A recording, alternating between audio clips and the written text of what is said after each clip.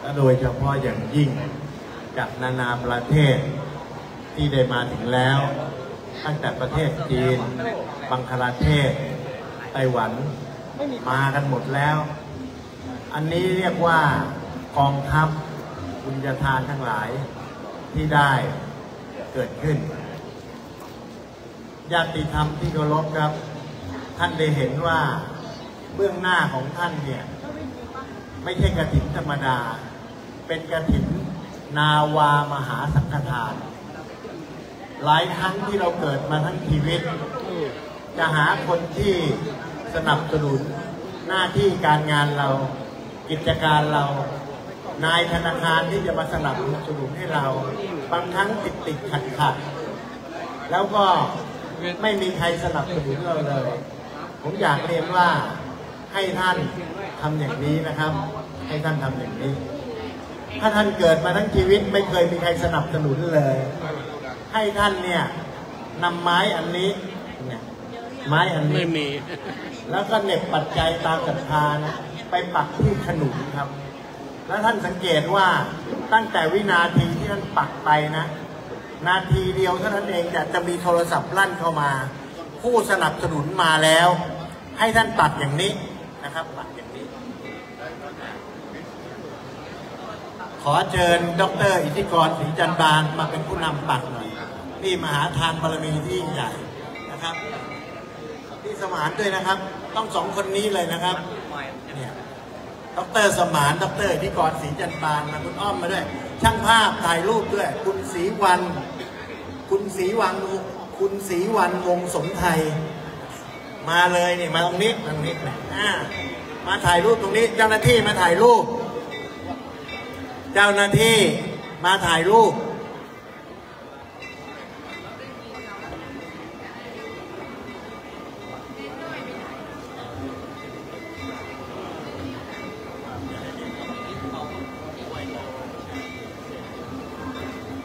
ท่านเกิดมาทั้งชีวิตนะ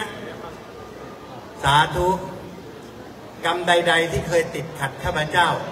หาผู้สนับสนุนไม่ดีเลยตั้งแต่นายธนาคารเจ้าหนี้ก็ไม่ค่อยผ่อนปลนอะไรอย่างเนี้ยให้ปักขนุนเลยครับตั้งจิตอธิษฐานแล้วปักให้ตรงนะปักให้ตรงอย่างนี้ปึ๊กนี่อย่างนี้เลยนะนี่ปักขนุนนะหันหน้าถ่ายรูปถ่ายรูปมาหันหน้าตามอายุวัฒนะหันหน้าถ่ายรูปโอ้เดี๋ยวทีละใบ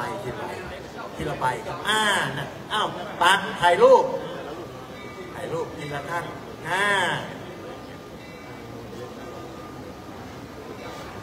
อย่างนี้เวลาที่เราเนี่ยทำอะไรแล้วก็ติดขัดช่วยลูกสมานแล้วก็ทำอะไรก็ยากทำยากแสนยากทำอะไรไม่ง่ายสักทีบางทีจะไปทำการค้าการขายทำการบุญต่างประเทศติดขัดไปหมดมีแต่ปัญหาปักกล้วยเลยครับปักกล้วยปักหันหน้าปักกล้วยจากนี้ง่ายนะครับราบลื่นแต่กล้วยชีวิตมีแต่กล้วยต้องสิ่งเดียวที่ไม่กล้วยคือต้องเชื่อคำของภรรยาจะไม่กล้วยเท่านั้นฟังคำของภรรยานี่ได้มาแล้วจากนี้ไปทำอะไรผิดภรรยาอภัยให้หมดอย่างนี้นะปักขนุนเห็นนะแล้วก็นี่ดูนี่ทำอะไรไม่เคยขึ้นที่สูงสักทีนะปักมะพร้าวเลยครับปักมะพร้าวขึ้นที่สูงเลยขึ้นที่สูงทันทีขอบอกนี่อย่างนี้นะคุณอ้อมเลยทำอะไรเนี่ยหาลูกน้องก็ยากลูกน้องก็ชอบมาขโมยของทำอะไรนี่ปักนี่ปักเทพเจ้าพันตาสับปะรดนี่จะมีลูกน้องที่เป็นเทวดาเขามาเกิดให้เราอย่างนี้เลยนะเนี่ยอย่างนี้เลยนี่เป็นตัวอย่างนะครับแล้วก็นี่ชุดนี้นะทำมาอย่างนี้ตลอดชีวิตขอบอกสาธุ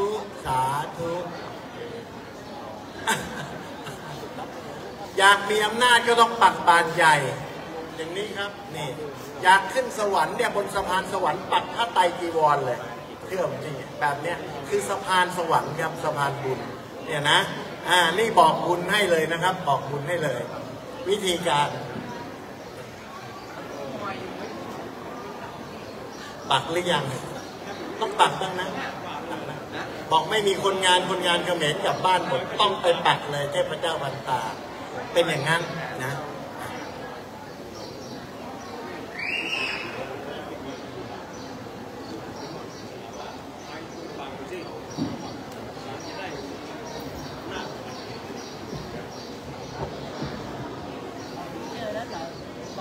ไม่มี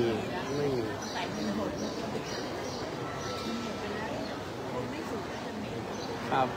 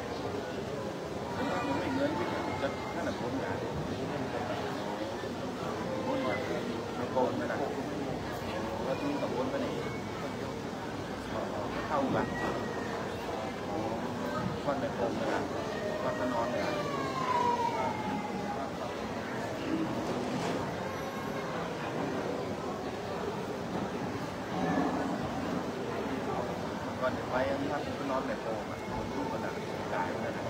ไปโอ่งโบด้วยกันแล้วท่านนอนติดอย่างมันจะมาตลอดนะการมันนอน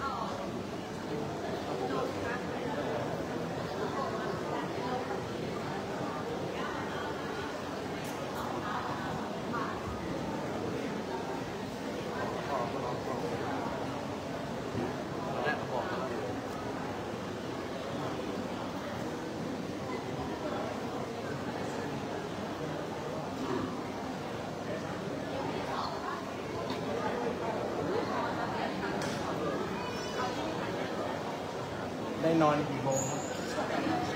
นอนรับ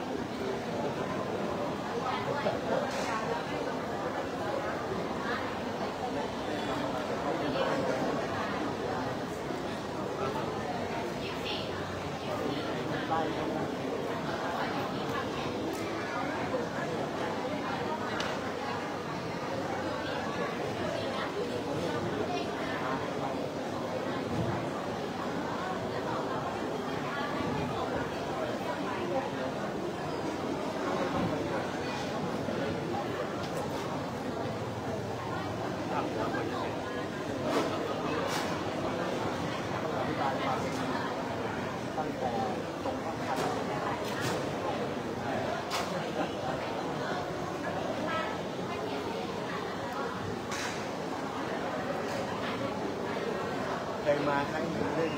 มานอนฟังแต่ก็ไม่ได้คือ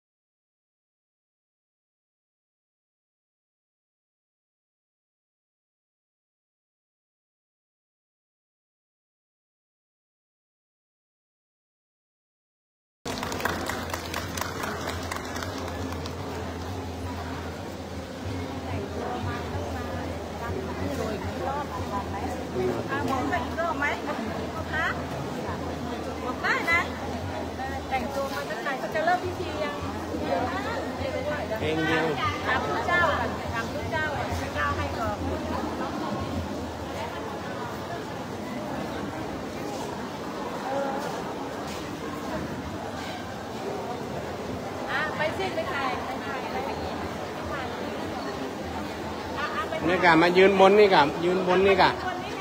บนนี่กะหน้าเป็นแถวนี่เป็นแถวหน้า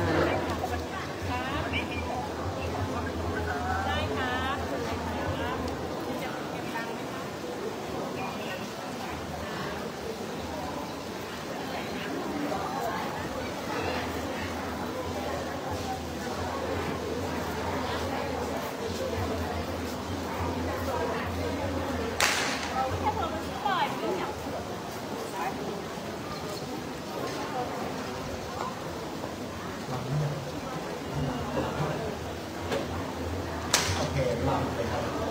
ตอนนี้ลำเลยลำถวาย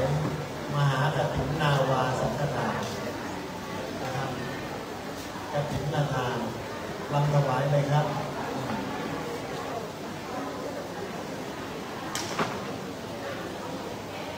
อันนี้นะครับใครไม่เคยเห็นนะครับ อันนี้แบบชาวเมืองยองนะครับอันชาวเมืองยองเนี่ยทำไส้ถั่วเนี่ยผสมสมุนไพรอร่อยมากสมุนไพรนะครับไส้ถั่วชาวเมืองยองนะครับอร่อยกว่าไส้ถั่วเตาดินถึงหลายเท่านะไม่มันมากแล้วก็นิ่มย่างเตาฟืนหอมมากๆ ป้ายขึ้นสูงหน่อยป้ายขึ้นสูงหน่อย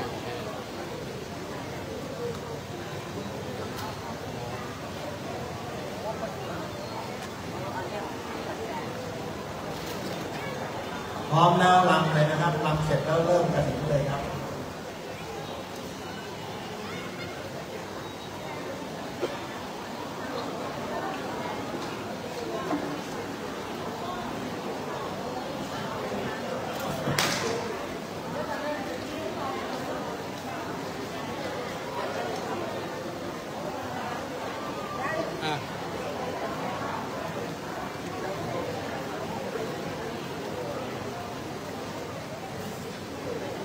ขออนุโมทนากับบริษัทแลกตาซอยวันนี้เอานมมาเปิดโรงทานทุกคนไม่ว่าเด็กหรือว่าผู้ใหญ่ผู้สูงอายุก็เชิญไปกินนมของแลกตาซอยอยู่ด้านหน้าแล้วก็เอามาแจกมาทำโรงทานวันนี้ขอให้แลกตาซอยจงเจริญยิ่งขึ้นไปด้วยเถิด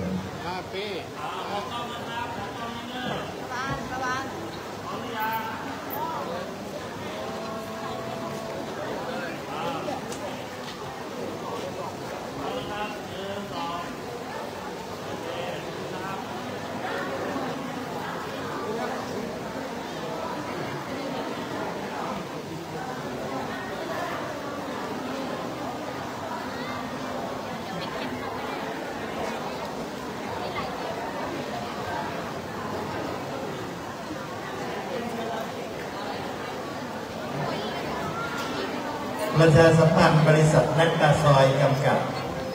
ได้นำนมแลกตาซอยมาร่วมกันลงทานไว้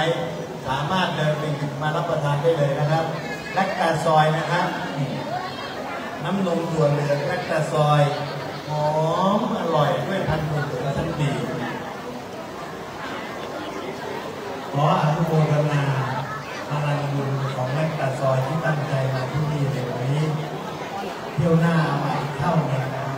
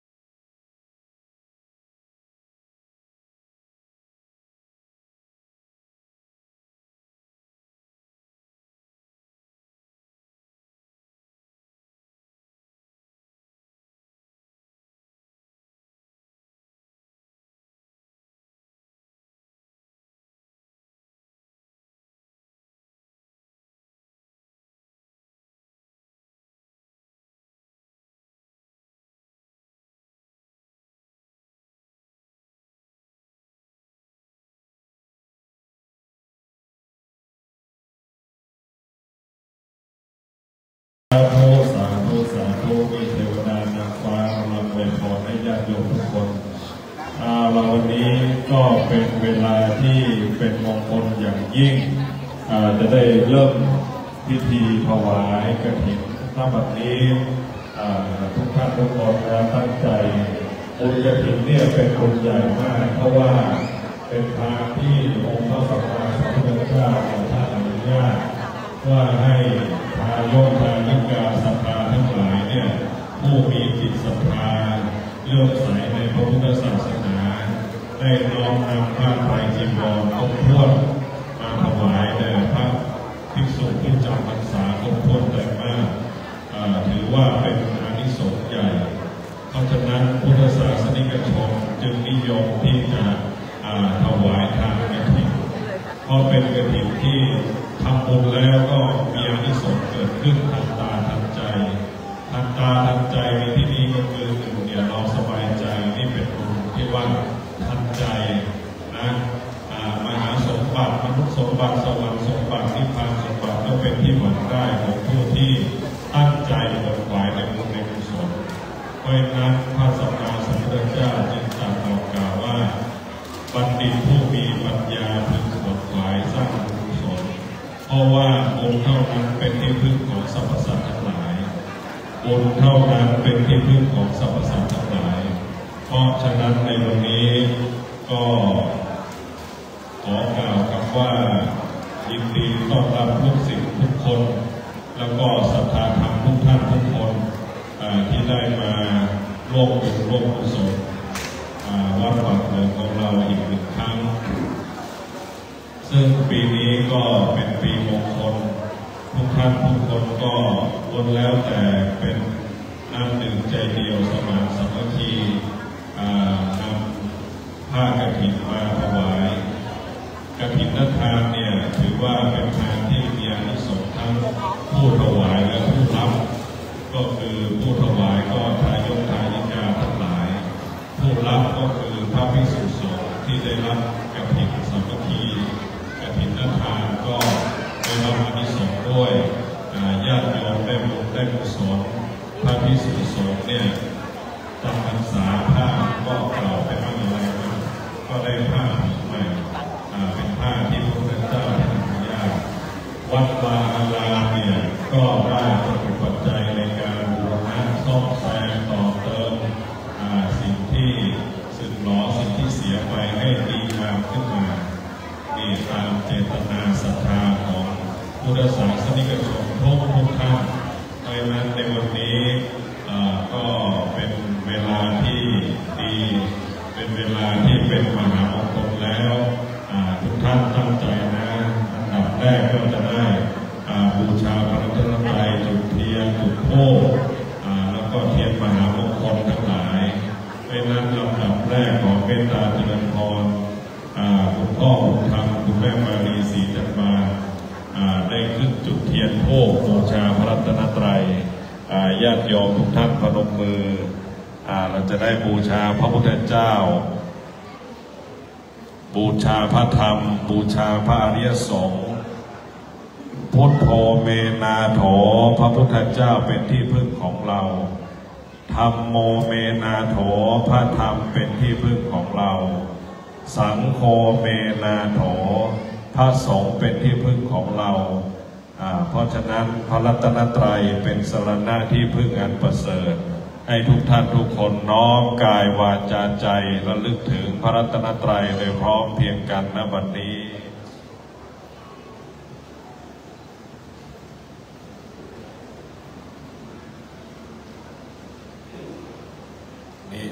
นี่ครอบครัวตัวอย่างครอบครัวแห่งการสร้างบุญสร้างบารมีสร้างความดีดร.อิทธิกรศรีจันทร์บานนี่เป็นลูกกตัญญูนี่พาโยมพ่อโยมแม่ไปสร้างบุญเพราะว่าบุญเท่านั้นเป็นที่พึ่งจึงได้สร้างบุญกุศลเพื่อให้เป็นที่พึ่ง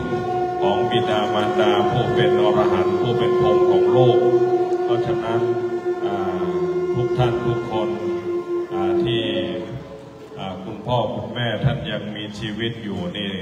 ต้องมีความกตัญญูรู้บุญรู้คุณสิ่งที่ดีเนี่ยผลขวายมาให้ท่านเลยแล้วก็สิ่งที่ดีงามสิ่งที่เป็นมงคลก็จะมาบังเกิดกับเราจริงๆ พระพุทธเจ้าท่านสรรเสริญนะความกตัญญูนี่เขาบอกว่า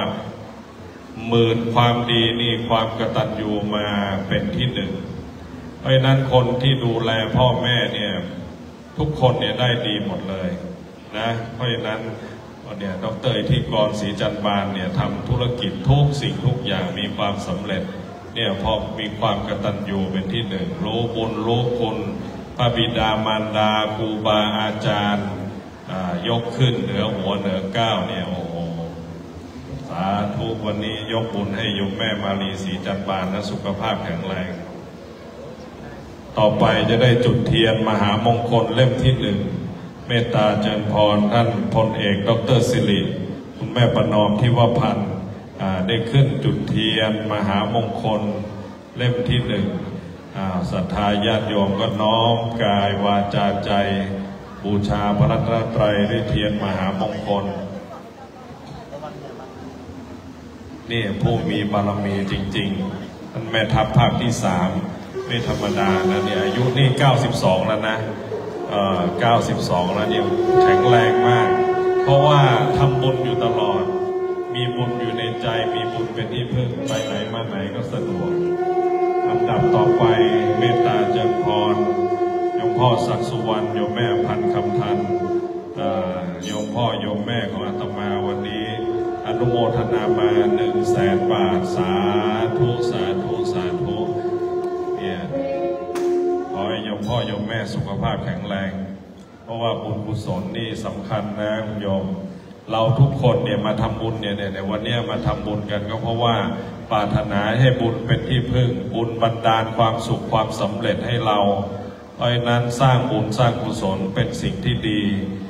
รักใครเนี่ยต้องบอกให้เขาทำบุญนะคุณโยมจริงๆรักใครเนี่ยต้องบอกให้เขาทำบุญลำดับต่อไปเมตตาเจริญพรดร.สมไทยคุณศรีวรรณวงศ์เจริญบริษัทวงพาณิชย์อินเตอร์เนชั่นแนลจำกัดได้ขึ้นจุดเทียนมหามงคลเล่มที่3มหาพราหมณ์บัณฑิตผู้ทรงความรู้ความสามารถนี่ผู้มีพระรัตนตรัยอยู่ในหัวใจนี่โยมดร.สมไทยนี่ไม่เคยขาดเลยมาทำบุญตลอดขอให้วงพาณิชย์เจริญเจริญเจริญยิ่งขึ้นไปดับต่อไปเมตตาเจริญพรดร.อิทธิกรศรีจันทร์บานคุณรักบวรกิจสวัสดิรัตน์บริษัทสถานีรีไซเคิลวงพาณิชย์สุวรรณภูมิและเวทบายเดลิเวอรี่จำกัดนี่มหาราชามหาราณีจริงๆทำบุญทั้งเมืองไทยนี่เดี๋ยวสิ้นเดือนนี้บอกจะไปอินเดียอีกแล้วจะไปถวายกฐินที่ต้นโพอีกสาธุเนี่ย24 ชั่วโมงของดร.อิทธิกรนี่อยู่ในบุญตลอดเวลาดับต่อไปเมตตาเจริญพรคุณโยมบุญมณีเกิดผู้ได้ขึ้นจุดเทียนมหามงคลเล่มที่5นี่ครอบครัวนี้นี่อุปถัมภ์วัดปากเหมืองมาตั้งแต่อาตมาอยู่นี่10 กว่าปีไม่เคยขาดเลยปีนี้มาถวายอีก300,000 บาทสาธุสาธุแล้วก็ยังเป็นนำบุญจากวัดพระธรรมกายมาอีก100,000 บาทสาธุสาธุวันนี้เป็นบุญเป็นกุศลมากดับต่อไปเมตตาเจริญพรคุณมนทยาพัฒน์เกิดผู้คุณแก้วกัญญาตั้งสุวรรณรังสีเนี่ยเขาเรียกว่าอายุน้อย100 ล้านนะเนี่ยดูสิเนี่ยเด็กอายุ30 กว่านี่แต่ว่าธุรกิจใหญ่โตมากเพราะว่าจิตใจเนี่ยเป็นบุญเป็นกุศลส่วนมนต์นั่งสมาธินะเขาบอกคิดอะไรไม่ออกให้นั่งสมาธิแล้วก็จะคิดออกเนี่ยจริงๆเนี่ยอนุโมทนาสาธุลำดับต่อไปเมตตาเจริญพรคุณโยมอรุณีศิรินทสมบัติมหาอุบาสิกาผู้อุปถัมภ์พระพุทธศาสนาทั้งเชียงใหม่ลำพูนทั่วเลยคุณโยมปวารณาถวายกฐินปีละ3 วัดแล้วก็ที่วัดปากเหมืองนี่ไม่เคยขาดเลยเวลาบอกบุญคุณโยมไม่เคยขัดปีนี้ถวายมา110,000 บาทสาธุ แล้วก็ยังถวายหน้าบันพระวิหารอีกขอให้คุณโยมสุขภาพแข็งแรงนี่ไม่เคยขัดเลยมหาอุบาสิกานางวิสาขานั้นเนี่ยสาธุสาธุลำดับต่อไปเมตตาเจริญพรดร.สมานคุณากรไพบูลย์ศิริเดินทาง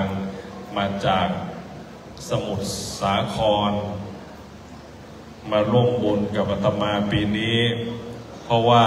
ได้นิมนต์ไปร่วมสร้างพระตำหนักสมเด็จพระสุพรรณกัลยาที่ประเทศพม่าเนี่ยโยมสมานนี่เป็นคนออกแบบแล้วก็ทำถวายบูรพมหากษัตริย์เองวันนี้ถวายบุญให้สมเด็จพระพี่นางสุพรรณกัลยาให้ท่านเสด็จมาอนุโมทนาด้วยลำดับต่อไปเมตตาเจริญพรอาจารย์สุพจน์พฤกษวรรณนี่ก็มหาอุบาสกนี่งานวัดปากเหมืองนี่ไม่เคยขาดคณบดีราชภัฏพิบูลสงครามนะเนี่ยสาธุรองอธิการบดีแต่ขอให้ท่านมีสุขภาพแข็งแรงลำดับต่อไปเมตตาเจริญพรคุณโยมศักดิพงษ์นันชัยจากบริษัทไทยอุตสาหกรรมนี่ก็ทุกปีไม่เคยขาดทุกปีไม่เคยขาดเลยทำบุญกับอาตมาตลอดขอให้ไทยอุตสาหกรรมเจริญรุ่งเรืองแหอวนเนี่ยขายดีมากส่งต่างประเทศแหนี่ดักเงินดักทองนะไม่ธรรมดาเงินทองทั้ง4 ทิศ 8 ทิศดักไว้หมดสมบัติในมหาสมุทรนี่หลั่งไหลมาอันดับต่อไปเมตตาเจริญพรโยมพี่นกน้อยคุณกัลยาฉัตรนี่ตัวแทนกัลยาณมิตรลูกหลานหลวงพ่อธรรมชโยวัดพระธรรมกายวันนี้นำบุญมาถึงวัดปากเหมือง100,000 บาทนี่มหาอุบาสิกาผู้ปฏิบัติธรรมผู้มีพระรัตนตรัยอยู่ในหัวใจเนี่ยขอให้บุญกุศลคุ้มครองปกปักรักษาในสุขภาพแข็งแรงดับต่อไปเมตตาเจริญพรคุณโยมวิลาวันพุทธสำลิดจากกรุงเทพมหานครนี่ผู้มีกุศลศรัทธามากเดินทางมาเมื่อวานไม่ได้หลับไม่ได้นอนเพราะว่าจะมาบวงสรวงกับอาตมาดูขอให้กลับไปแล้วโชคดี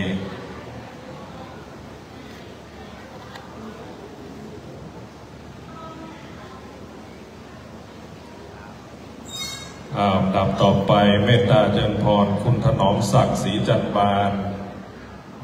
วงพาณิชย์ปราจีนบุรีนี่ตระกูลศรีจันบานนี่เป็นตระกูลใหญ่ตระกูลใจบุญ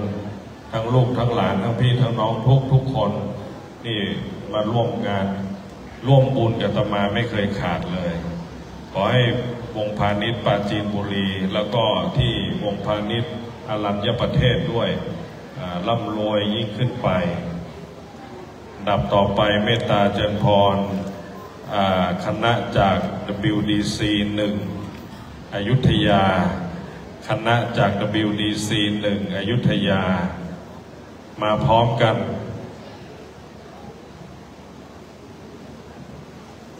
ได้ขึ้นจุดเทียนมหามงคล WDC 1นี่เป็นที่เก็บมหาสมบัติที่1คุณพระนิอรวงเจริญพร้อมทั้งลูกหลาน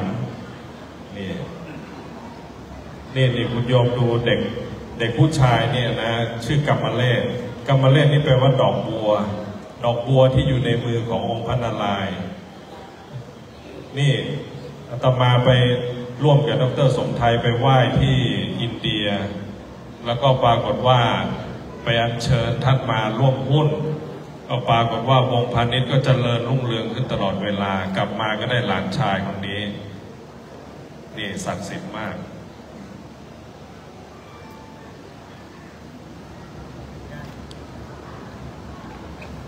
สาธุสาธุสาธุ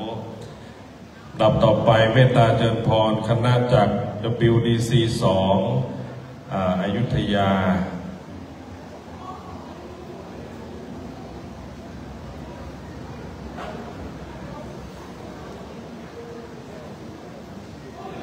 โยมชุติภาด้วยออกมานี่แหละคนรุ่นใหม่ เด็กรุ่นใหม่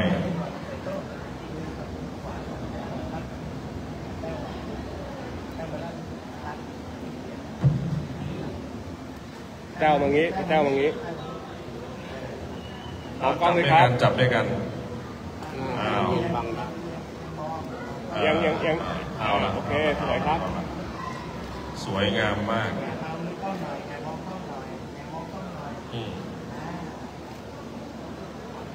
สาธุ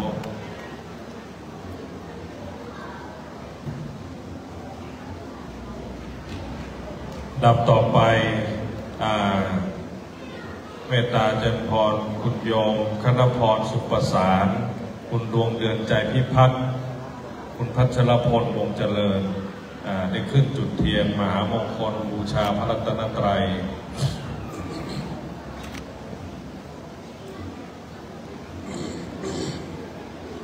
นี่นะอยู่พิษณุโลกแต่ก็ส่งอาหารมาตลอดส่งอาหารมาอุปถัมภ์ที่วัดปากเหนือไม่เคยขาดเลยเยี่ยงเอาละสวยมากเอาจับด้วยกันเอาละอุดมสมบูรณ์ที่สุดลำดับต่อไปเมตตาเจริญพรกำนันกิจคุณเพชรศิริบาทเปลืองได้ขึ้นจุดเทียนบูชามหามงคลพระรัตนตรัยกำนันกิตติคุณเพชรศิริบาทเปลืองนำพาคณะจากบ้านดอนน้อยอำเภอป่าซาง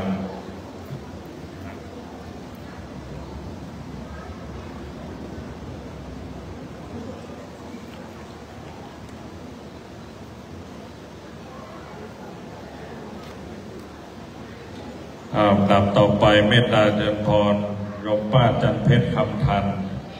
ได้ขึ้นจุดเทียนมหามงคลบูชาพระรัตนตรัย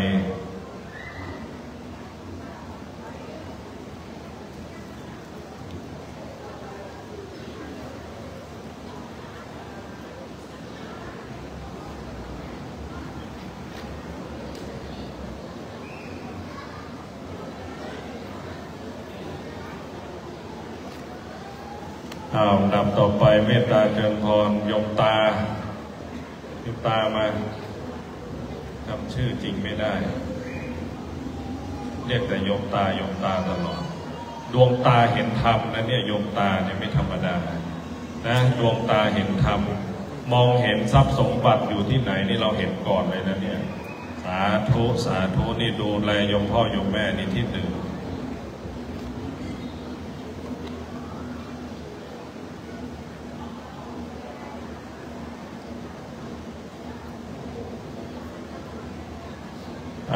ลำต่อไปเมตตาเจริญพรอาจารย์ธเนศเกติวงพาณิชย์ท่าโพมาจุดเทียนมหามงคล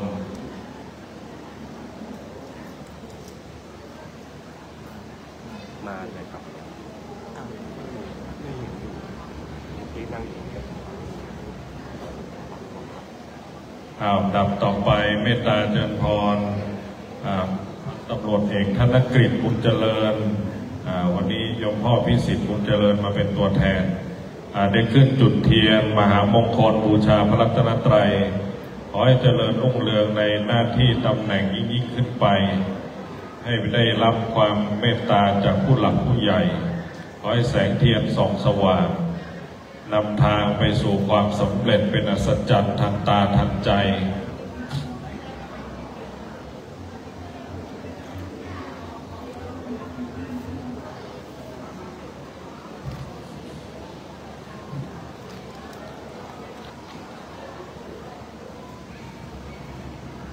เรียนเชิญทุกท่านทุกคน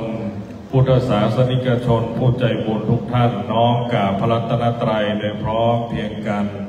กราบ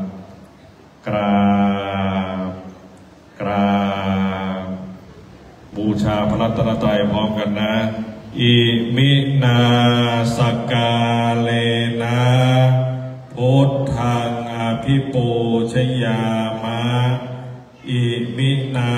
สกาเลนะธัมมังอภิปูชยามะอิมินาสกาเรนะ ฆังอภิปูชยามะอะระหังสัมมาสัมพุทโธภควาพุทธังภวันตังอภิวาเทมิสวากขาโตภควตาธัมโมธัมมังนัมมัสสามิสุปฏิปันโนภควโตสาวกสังโฆสังฆังนะมามิ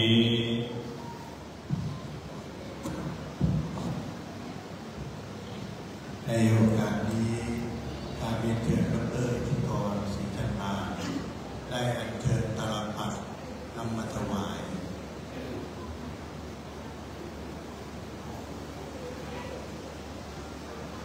คุณลักษณ์ประวรสองคนอัญเชิญยืนถ่ายรูป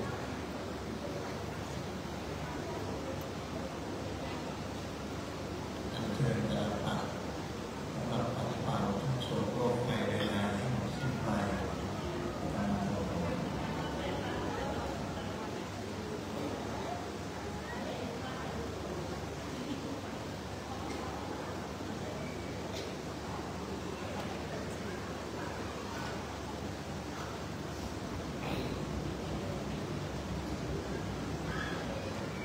มัจยังพันเตวิสุงวิสุงรัตนาทายาติสรเตนะสหปัญจศีลานิยาจามาทุติยัมปิมะยังพันเตวิสุงวิสุงรัตนาทายาติสรเตนะสหปัญจศีลานิยาจามาตติยัมปิมะยังพันเตวิสุงวิสุงรัตนาทายาติสรเนนะสหปัญจศีลานิยาจามานะโมตัสสะภะคะวะโตอะระหะโตสัมมาสัมพุทธัสสะนะโมตัสสะภะคะวะโตอะระหะโตสัมมาสัมพุทธัสสะนะโมตัสสะภะคะวะโตอะระหะโตสัมมาสัมพุทธัสสะนะโมตัสสะภะคะวะโตอะระหะโตสัมมาสัมพุทธัสสะนะโมตัสสะภะคะวะโตอะระหะโตสัมมาสัมพุทธัสสะนะโมตัสสะภะคะวะโตอะระหะโตสัมมาสัมพุทธัสสะพุทธังสรณังคัจฉามิธัมมังสรณังคัจฉามิธัมมังสรณังคัจฉามิธัมมังสรณังคัจฉามิสังฆังสรณังคัจฉาสังมิฆังสรณังคัจฉามิทุติยัมปิพุทธังสรณังคัจฉามิทุติยัมปิพุทธังสรณังคัจฉามิทุติยัมปิธัมมังสรณังคัจฉามิทุติยัมปิธัมมังสรณังคัจฉามิทุติยัมปิสังฆังสรณังคัจฉามิทุติยัมปิสังฆังสรณังคัจฉามิตติยัมปิพุทธังสรณังคัจฉามิตติยัมปิพุทธังสรณังคัจฉามิตติยัมปิธัมมังสรณังคัจฉามิตติยัมปิธัมมังสรณังคัจฉามิตติยัมปิสังฆังสรณังคัจฉามิตติยัมปิสังฆังสรณังคัจฉามิติสรณะคัมมนังนิติตังปานาติปาตาเวรมณีสิกขาปะทังสมาธิยามิปานาติปาตา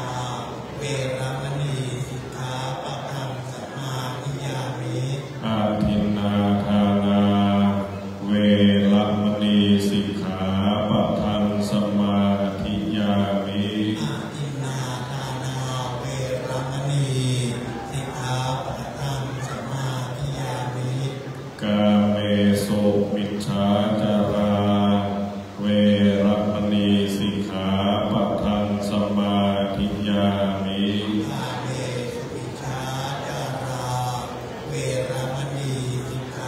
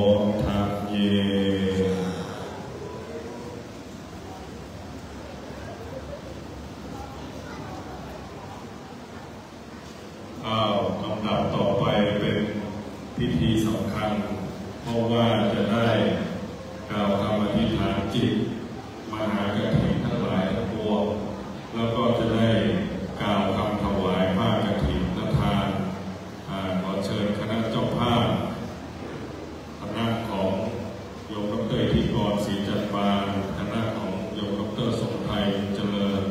แล้วก็คณะของคุณลุงมณีเกิดโพพร้อมทั้งกัลยาณมิตรบูชาธรรม81 ปีของหลวงพ่อธรรมชโยวัดธรรมกายด้านหน้าเลยนะโยมนะ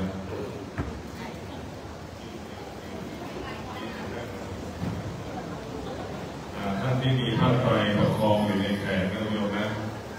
ประคองอยู่ในแขนเฉพาะคณะเจ้าภาพของมีดีนะ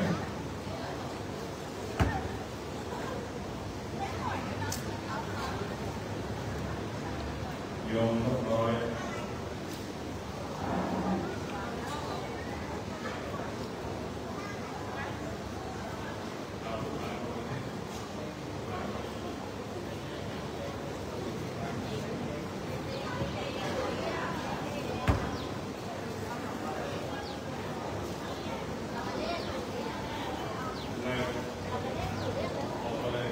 แล้วก็ถือไว้ก่อน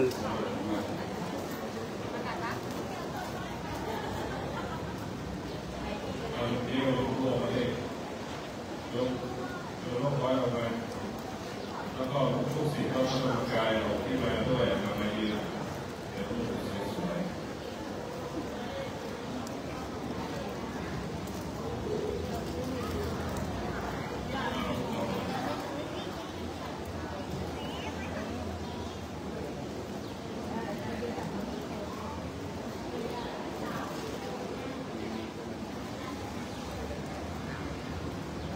ถอยไปคนละก้าวถอยไปคนละก้าว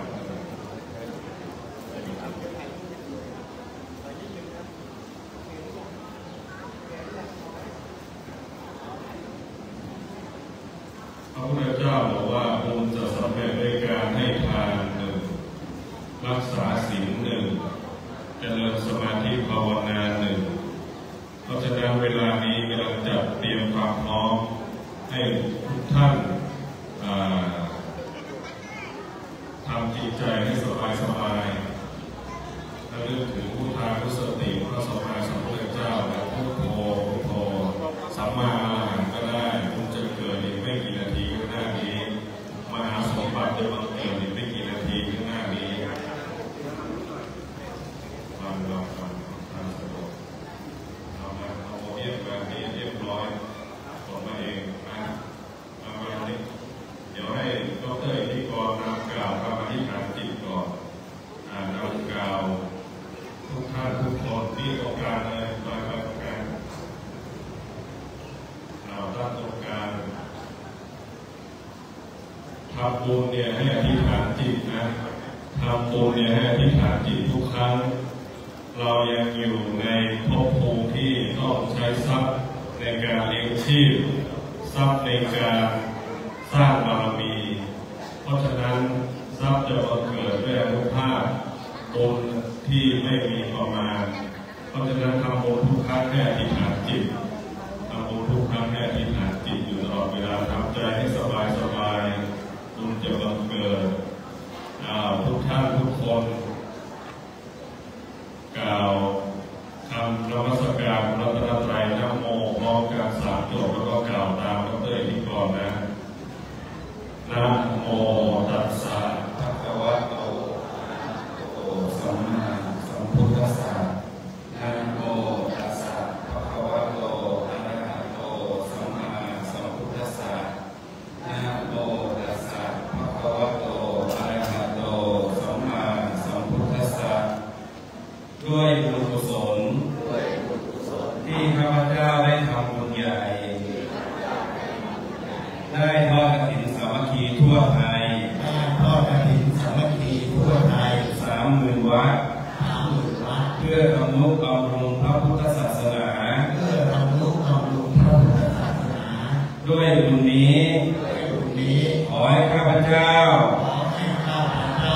มีกายวาจาใจใสสะอาดบริสุทธิ์หลุดพ้นจากกิเลสอาสวะเอาชนะอุปสรรคทั้งปวงมีสุขภาพแข็งแรง อา อายุไขยืนยาว อายุไขยืนยาว ปราศจากทุกโศกโรคภัย ปราศจากทุกโศกโรคภัย เป็นอภิมหาเศรษฐีผู้ใจบุญ เป็นอภิมหาเศรษฐีผู้ใจบุญ ค้ำจุนพระพุทธศาสนา ทำบุญพระพุทธศาสนา มีศรัทธาตั้งมั่นในพระรัตนตรัย มีศรัทธาตั้งมั่นในพระรัตนตรัย มีผิวพรรณวรรณะผ่องใส มีผิวพรรณวันนะผ่องใส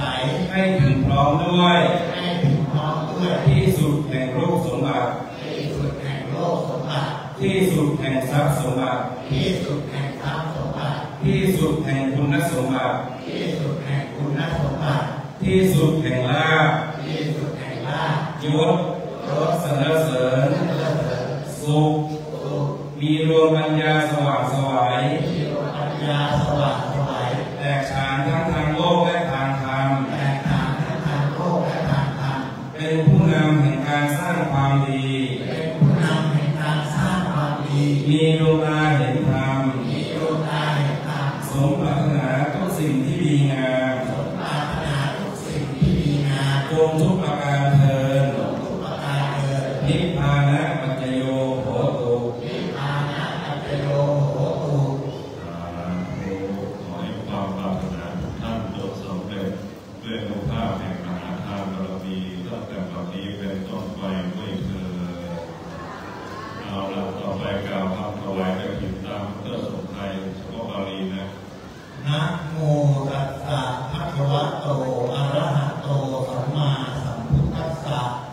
นะโมตัสสะภะคะวะโตอะระหะโตสัมมาสัมพุทธัสสะนะโมตัสสะภะคะวะโตอะระหะโตสัมมาสัมพุทธัสสะอิมัง อิมัง มะยังพันเต มัจยังพันเต สัปปะริวารัง สัพปริวารัง อภินะ กัตถินะ อิวรัตุสัง อีวราทุสัง สังฆสะ สังคัสสะ โอโรชยามะ โอโนชยามะ สาธุโนพันเต สาธุโลพันเต สังโฆ สังโฆ อิมัง อิมัง สัปปะริวารัง สัพปริวารัง อภินะ กัตถินะ อีวรัตุสัง อีวราทุสัง ปฏิคันหาโต ปฏิคันหาตุ ปฏิฆะเหตวาจา ปฏิฆะเหตวาจา วินา อิมินา ทุเสนะ ทุเสนะ ทินัง กัตถินัง อัฏฐารัตโต อาภาระโต อัมหากัง อัมหากัง ทีฆรตัง ทีฆรตัง ทิตายะ ทิตายะ สุขายะ สุขายะ ทานะปัจโยโหตุ นิพพานะปัจจโยโหตุ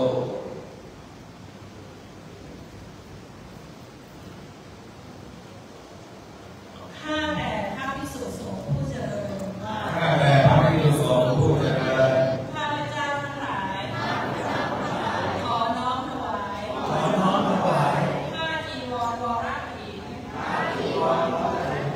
พร้อมด้วยบริวารทั้งหลายเหล่านี้แด่พระภิกษุสงฆ์ขอพระภิกษุสงฆ์จงรับผ้าจีวรวรกิจ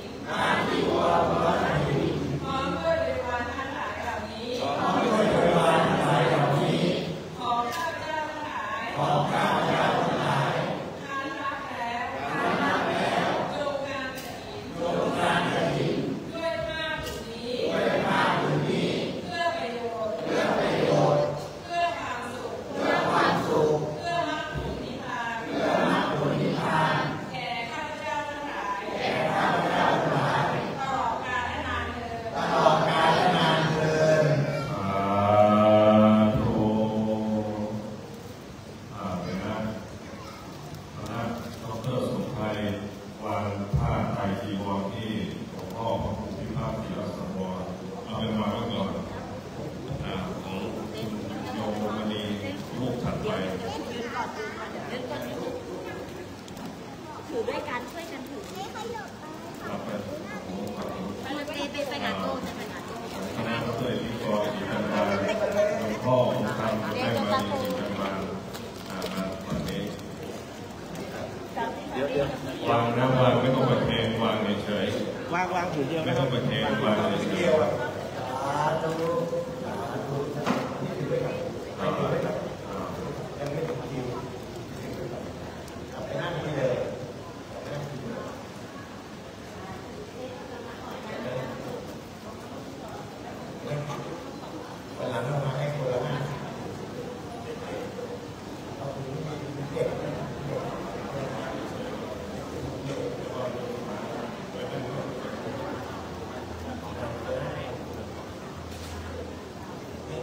ตั้งโต๊ะทั้งหมด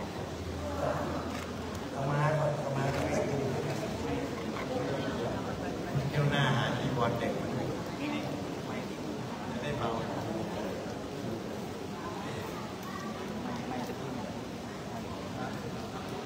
นั่งที่เดิมกันนะครับเดี๋ยวต้องอันสามไตแรกนี่ไตเอกไตโทไตเอก เดี๋ยวอย่าเพิ่งให้นั่งที่เดิมก่อนครับ ตายประคองอยู่ไว้ก่อน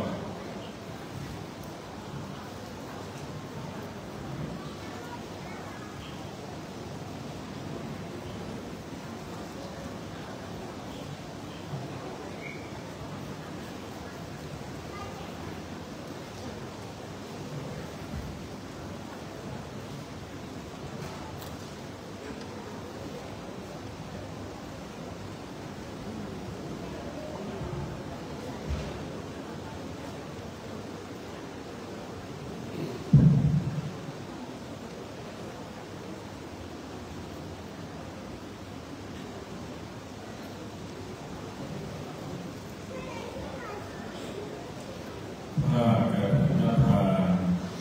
กับทั้งผ้าอานิสงส์บริวารทั้งปวงนี้เป็นของคณะศรัทธาสามัคคีอันประกอบด้วยเดชพระคุณหลวงพ่อธรรมชโยคุณพ่อบุญธรรมคุณแม่มานีศรีจันทร์พลเอกดร.สิริคุณแม่ประนอมพิมพ์พันธ์ดร.สมไทยบุญศรีวานวงเจริญดร.พิมพ์กรศรีจันทร์คุณละโมอภิสมัยรัตน์คุณพ่อศักดิ์สุวรรณคุณแม่พันธ์รักทันคุณโยมบุญมณีเกิดผู้คุณโยมอารุณีชลีพระสมบัติดร.สมานคุณากรไพบูลย์สิริตลอดไปถึงตัวแทนกัลยาณมิตรลูกหลานหลวงพ่อธรรมชโยวัดพระธรรมกายตลอดไปถึงคณะศรัทธาธรรมผู้ใจบุญใจกุศลคณะศรัทธาวัดป่าเหนือที่เป็นต้นพร้อมด้วยคณะศรัทธาทั่วทุกสารทิศผู้ประกอบด้วยศรัทธาอุตสาหะพร้อมเพียงกันนำมาถวายแด่พระภิกษุสงฆ์ผู้อยู่จำพรรษาพ้นใจมากในอาวาสนี้ก็แลว่ากฐินทานนี้เป็นของบริสุทธิ์ดุจเลื่อนลอยมาโดยพระภาคาแล้วแลตกลงในที่ประชุมสงฆ์จะได้เฉพาะเจาะจงลงว่าเป็นของพระภิกษุรูปใดรูปหนึ่งก็หาไม่ได้มีพระบรมโอษานุญาตไว้ว่าให้พระสงฆ์ทั้งปวงยอมอนุญาตให้แก่ภิกษุรูปหนึ่งเพื่อจะกระทำซึ่งกฐินทานกิจตามพระบรมโอษานุญาตและมีคำพระอัฏฐกถาจารย์ผู้รู้พระบรมโอษาภิบาลสังวรณาไว้ว่าภิกษุรูปใดประกอบด้วยศีลสุตาธิคุณมีสติปัญญาสามารถรู้ทางแปดประการมีอุปกิเป็นต้นภิกษุรูปนั้น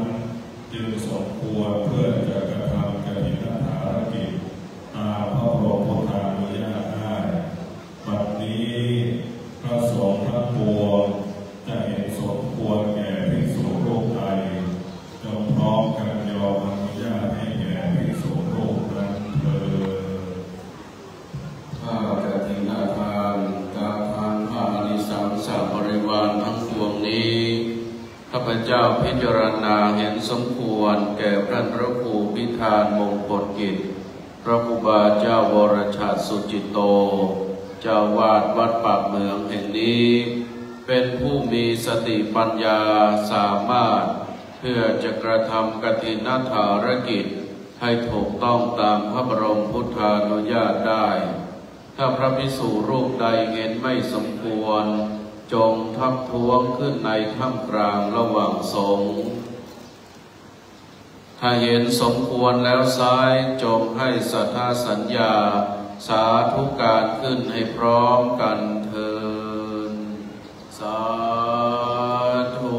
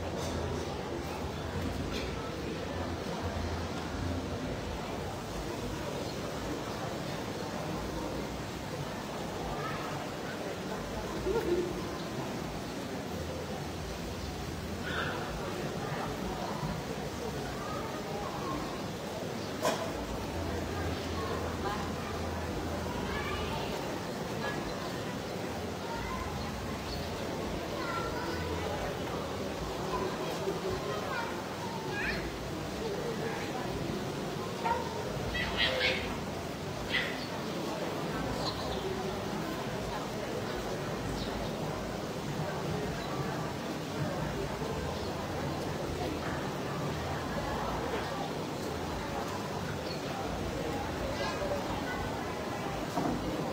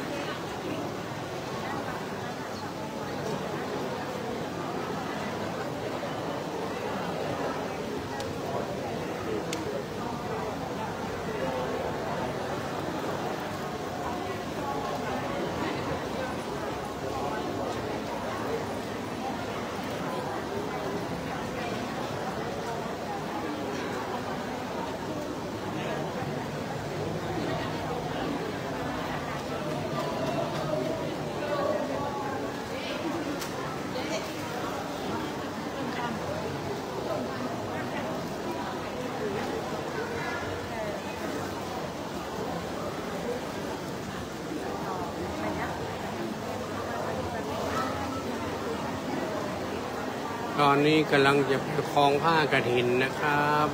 เดี๋ยวคล้องผ้ากฐินเสร็จแล้วก็จะเดินบิณฑบาตออกจากอุโบสถมา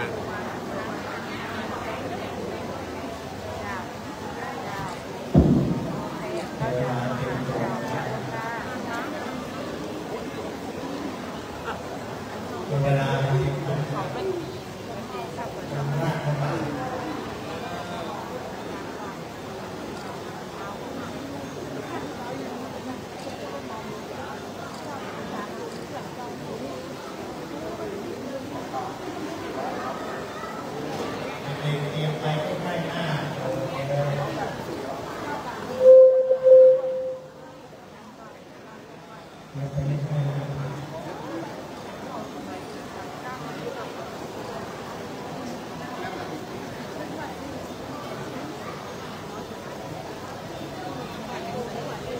ครับ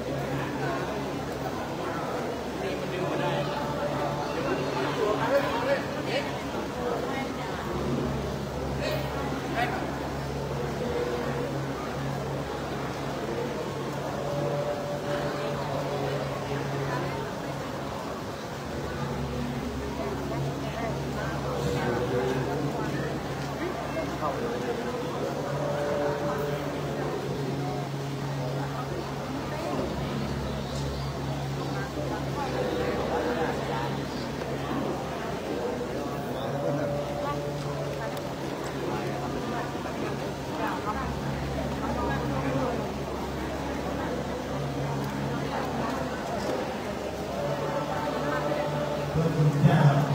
ได้ทำเสด็จออกมาแล้วเราจะได้เห็นความ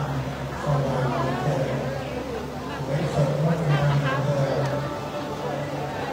เตรียมตั้งแถวได้แล้ว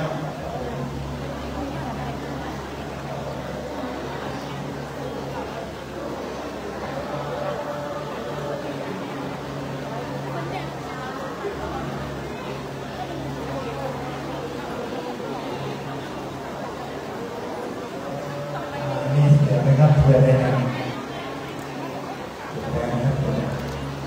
เด็กๆมาเลยเด็กคณะพวกคุณหลานพามาได้แล้วเราจะได้คุ้นเคยกับพระพุทธศาสนา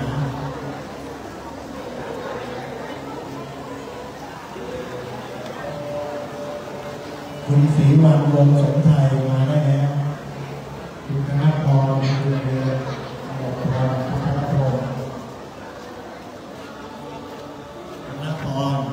มาได้แล้วมุมนี้มันมีก้อนใหญ่ก้อนใครมาใส่ก่อนแกก็จะได้ก่อน ว่าง โอ้ เลิศหน่อยออกกันตัวแล้วสวยมาเลยมาก่อนได้อยู่หน้าไอ้เรื่องต่อนี่ต่อจากโคนมาเลยเทวดาทำไมอยู่ร่ม ร้อนนะครับไม่สู้พระอาทิตย์ครับ ไม่สู้พระอาทิตย์ครับ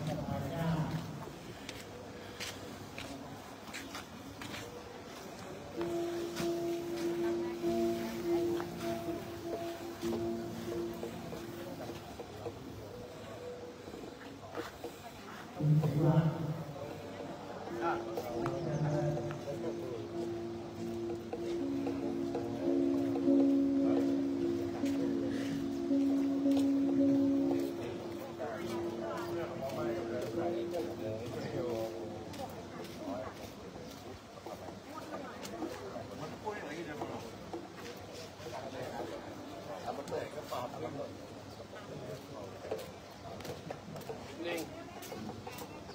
สับปะรดมันพุดแค่สับปะรดครับหัวมันพุดงามเพราะมันยอดมันสับปะรดมียอดมันหักมันงามอันนี้กับสีเนี่ยต้องการมีอำนาจที่สุดบาดใจ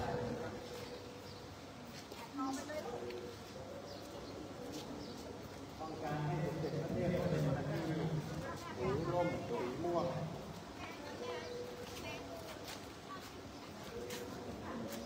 ต้องการให้ในหลวงเสด็จมาที่นี่สีร่มสีเหลือง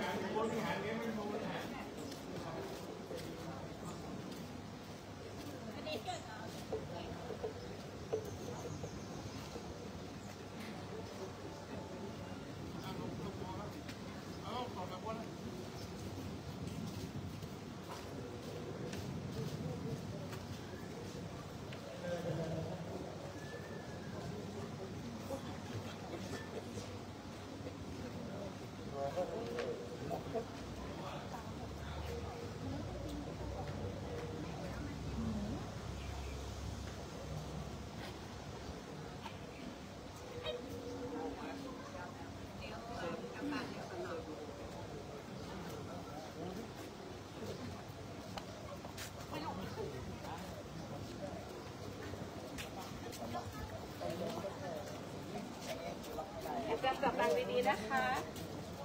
อย่ารับตกนะหัวหนูพร้อมต้นมาม่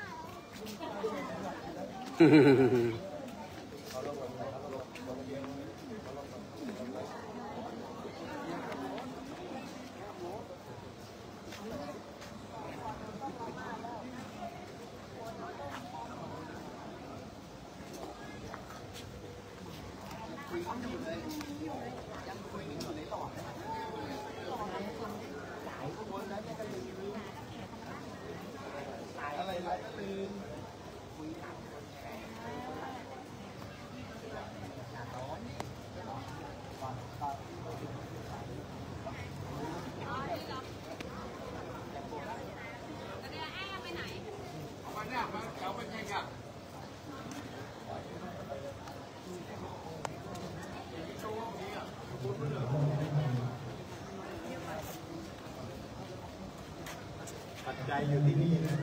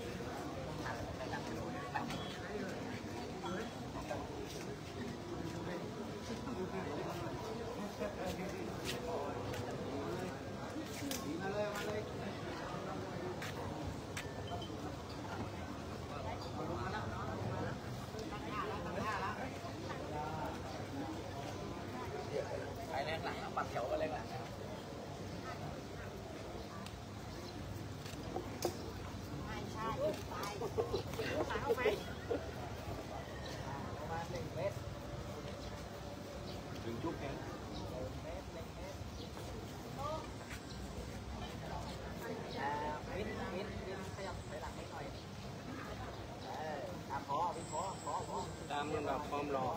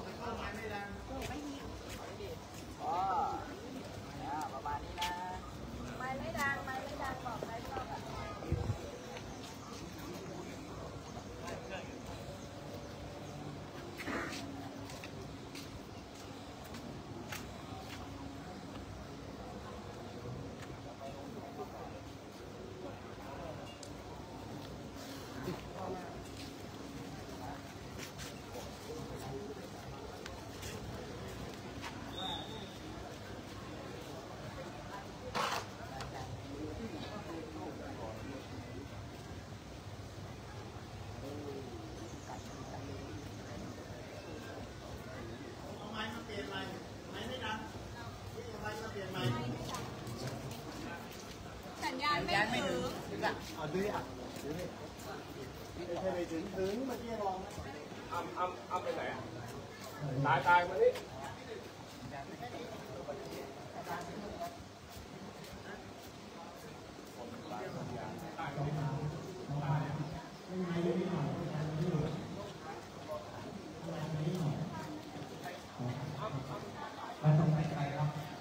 ได้ไหมได้ไหมได้ไหมเยี่ยมจัง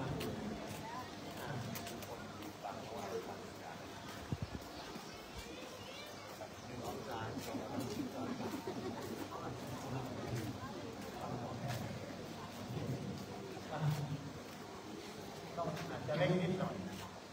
สัญญาณให้ข้ามกำแพงเพื่อสัญญาณข้ามกำแพง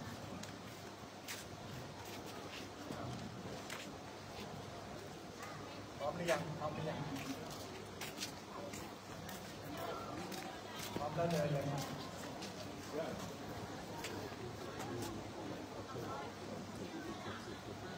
เอาอันนี้มาไว้ข้างๆย่ามขอยาวไว้ซ้ายขวาไว้ซ้ายขวาเปิดที่ยังเปิดที่ยังโอ้ยดีไม่เคยร้านกระเป๋าว่ะนี่เลย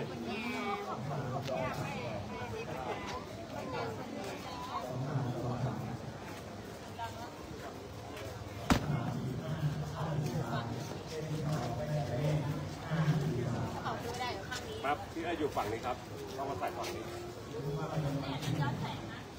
แต่งนี้ครับ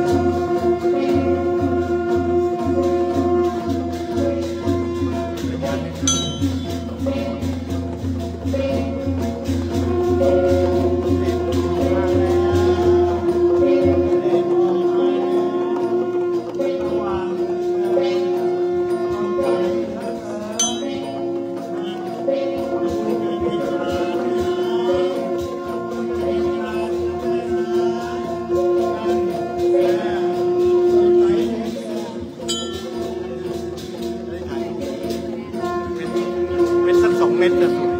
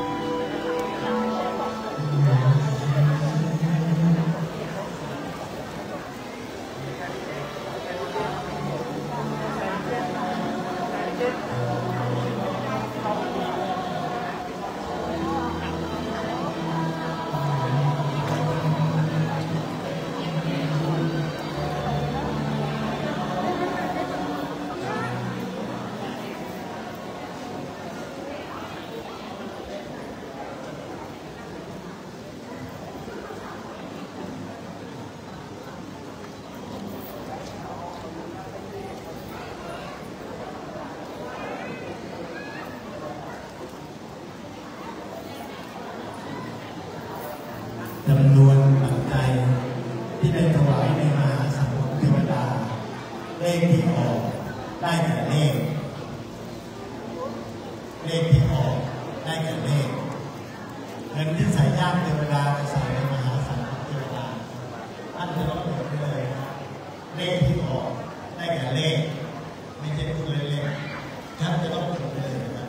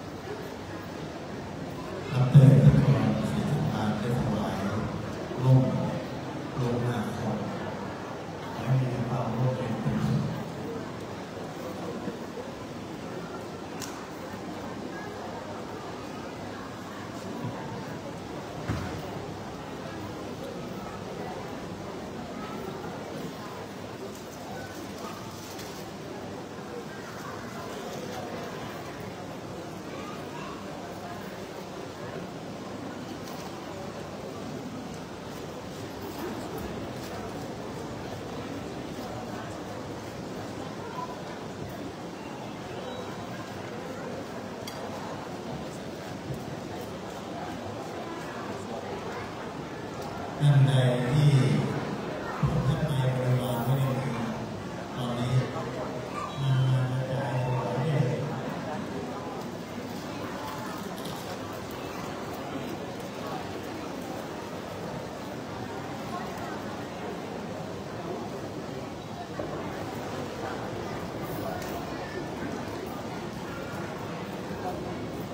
สาธุสาธุสาธุสา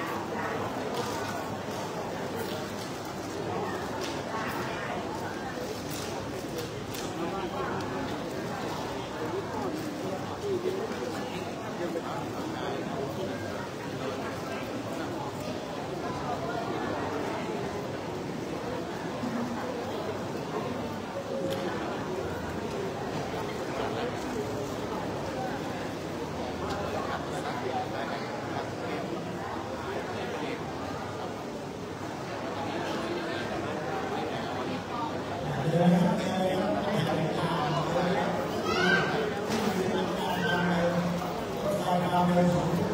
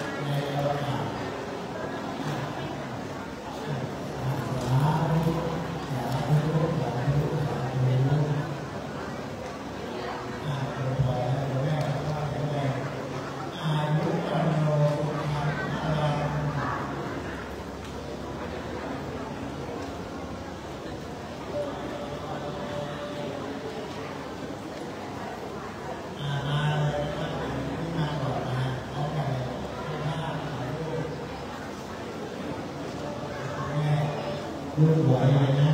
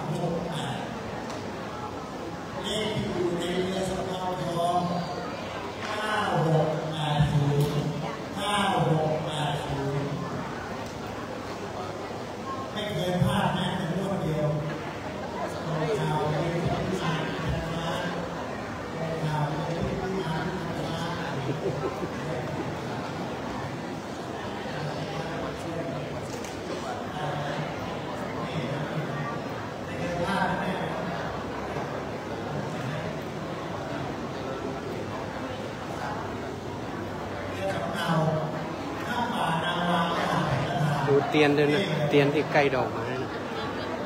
นั่นน่ะอันลายนั่นสิวะนั่นน่ะเล่มนั้นเล่มในเนี่ย จะให้อะไรให้หนูนะนายลองออกไปตรงนี้มันไม่เห็นถ่ายรูปครับ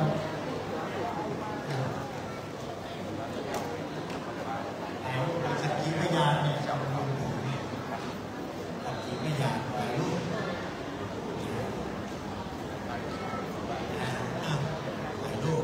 ถ่ายรูปแล้วมันชัดเจนครับโน่นลอตเตอรี่อยู่หน้าวัดนี่ครับ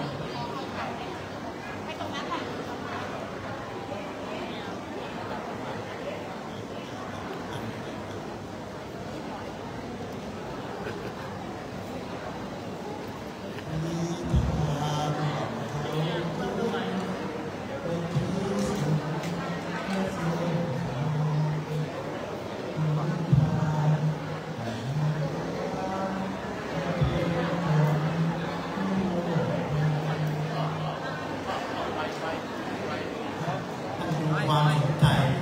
มันดูความสนใจถ่ายรูปคนสนใจไว้ด้วยถ่ายรูปคนที่สนใจไว้ด้วยถ่ายรูปคนที่สนใจไว้ด้วยถ่ายรูปไปนะถ่ายรูปไปนะอันนี้ไม่ได้บอกหวยนะครับแต่บอกให้ถูกลอตเตอรี่นะไม่บอกหวยเนี่ยบอกให้ถูกลอตเตอรี่กันนะครับแค่นั้นเองเห็นไหมถ่ายรูปไว้ถ่ายรูปไว้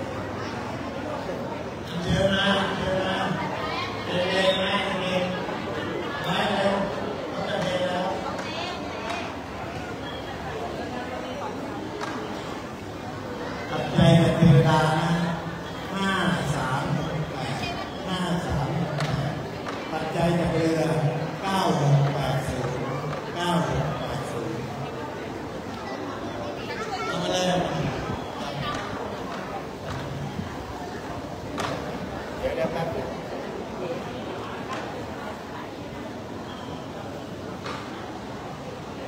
โอเคไหมอ่ะได้นะเข้ามาเลยเข้ามาเลยมาเอาปัจจัยเทวดามามาแล้วเอาจับถ่ายรูปจับถ่ายรูปนี่ใกล้ๆอย่างนี้อยากใจใกล้ๆมาถ่ายรูปเอาเรียบร้อยนะไปเอามา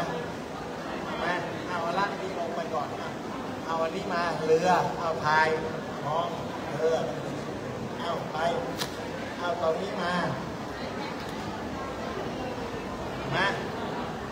เร็วเอาแต่ลุกคนเดียวหน้าดูเลยวันนี้มาแล้วนะครับมาไปเอาต่อไปใครยังเหลือตรงไหนไหมครับที่จะถวายปัจจัยมาได้เป็นซองเป็นอะไรก็มาได้เป็นต้นกระถิ่นก็ได้ต้นบุญก็ได้วางเลยนะนี่นะครับ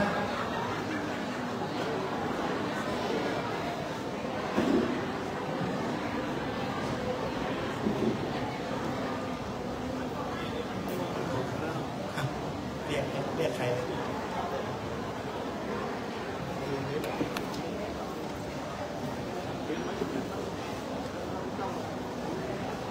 ดร.อิทธิกรไปถวายฝั่งโน้นถวายย่ามมหามงคลอนุโมทนากับลูกศิษย์ทุกคนเลยทุกคณะเลยนะปีนี้ดร.อิทธิกรศรีจันทร์บานก็นำย่ามมาถวายเป็นย่ามอย่างดีใบหนึ่งก็เกือบจะ 2,000 กราบเรียนพระคุณเจ้าทุกรูปขอได้โปรดเมตตาฉลองศรัทธาให้ดร.อิทธิกรศรีจันทร์บานย่ามนี้เป็นย่ามผ้าไหมปักมืองานปักมือละเอียดมากถือว่าเป็นในพิธีมงคลในวันนี้เป็นย่ามมหามงคลมหาสมบัติขอให้เจ้าภาพจงเจริญเจ้าภาพตั้งใจมากถวายทุกปีมีความตั้งใจถวายย่ามถวายตลับปัดเป็นอัฐบริขารของพระสงฆ์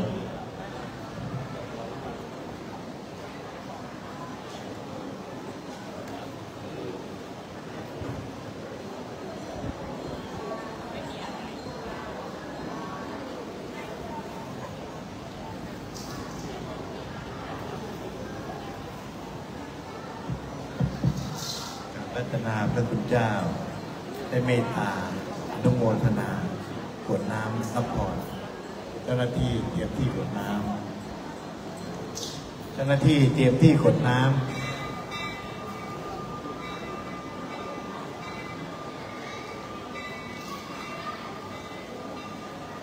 ขอคนช่วยหน่อยจะเร็ว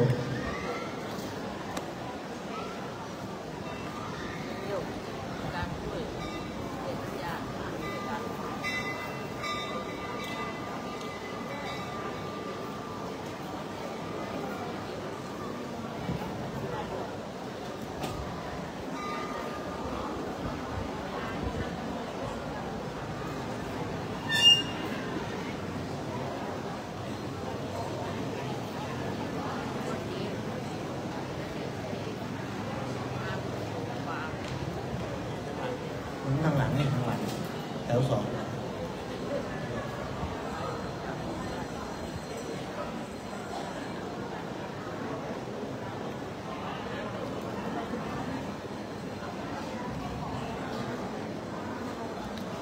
ขออนุโมทนากับทุกท่านทุกคนที่ปีนี้ 2568 ได้น้อมนำพระกฐินทานมาถวายก็ขอรัตนาบารมีพระสัมมาสัมพุทธเจ้าทุกพระองค์พระธรรมพระอริยสงฆ์ครูบาอาจารย์แล้วก็อนุภาพแห่งทานบารมีที่คุณโยมทุกท่านทุกคนตั้งใจ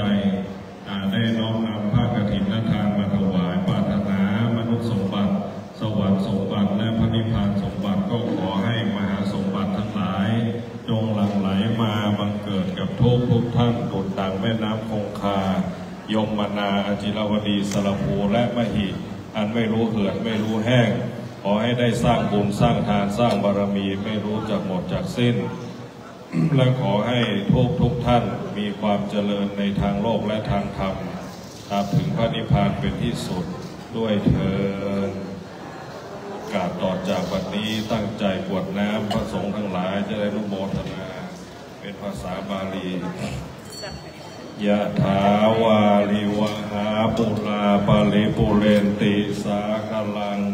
เอวะเมวะอิโตทินังเปตานังอุปกัปปติอิชิตังปฏิตังตุมหังหิปะเมวะสมิจจตุสัพเพปุเรนตุสังกปาจันโทปนรโสยะถามณิโชติรโสยะถาสัพพิติโยเอวัชชันตุสัพพะโรโควินาศตุมาเตภวันวันตรายโยสุขิติขายุโกภวะภิวาทนาสิริสนิจจังวุฒาปัจจายโนจันตารโอมาวัฏันติอายุวันโนสุขังภาลังกาเวนะทันติสัพพัญญาวัฏันโยเวตามัญจลากาเวนะทินังอริเยสุโภชุโภเตสุตาทิสุวิปัสสนามานาตาสวิปุระโอติภาคินาเยตาตานุโมทันติวายาวัจจังกโรติวานัตเตนะตังขินาโมนาเตปิปุญญาสัพพะทิโนตัสสมาตเตอะระติวานาจิตโตยะนาทินามามาพลังปุญญานิพพานโลกัสสมิงปฏิอาโหติปานินันติภวตุสัพพมังคลังลาภันตุสัพพเทวตาสัพพพุทธานุภาเวนัสสะโสติภวันตุเตภวตุสัพพมังคลังราภันตุสัพพเทวตาสัพพธรรมานุภาเวนัสสะโสติภวันตุเตภวตุสัพพมังคลังราภันตุสัพพเทวตาสัพพสังฆานุอาเวนัสสะโสติภวันตุเตตั้งใจรับพรแล้วเรามีบุญก็แผ่บุญกุศลว่าตามนั้นสัพเพสัตตาเวลาหนโตสัพเพสัตตาอัพยาปชาหนโต